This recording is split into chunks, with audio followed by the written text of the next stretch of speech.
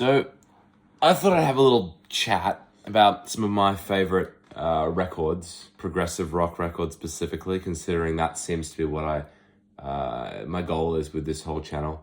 I thought I would have a quick chat, these little short videos, keep them really, quick run time, and go through album by album and give a sort of very, very late, long-term review on some of my favorite albums throughout history. Going band by band in some cases, and sometimes I might just do a one-off record. But I thought I'd start this whole thing off properly with Rush. Both the band and the self-titled record from 1974, which I'll be talking about today. Rush is one of my favorite bands, period, ever. And just sort of going through and giving them a ranking and what I think of it and just understanding as a preface, just so we're all on the same page, I suppose.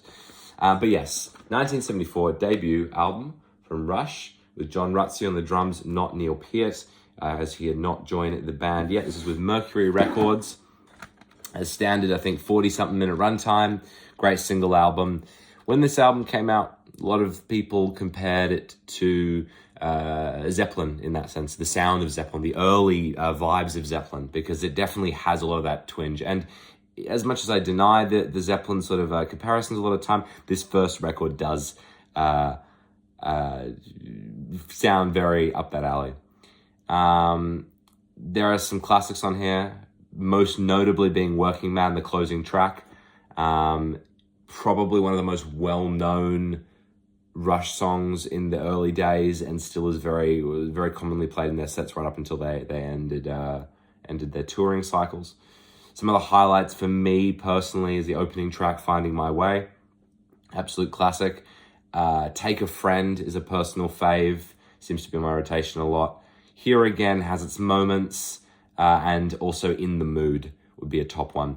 Not crazy about Before and After, although it does have its moments, as well as What You're Doing. Again, very fine track, but nothing more than that. This is a great, heavy-hitting, hard rock record. I wouldn't quite call this full progressive rock yet. It does have some influences, but it doesn't have the same prog flair that a lot of their later records had, taking more inspiration from Genesis. And yes, this does sound something like Deep Purple or Zeppelin would do back in that era. But fantastic record.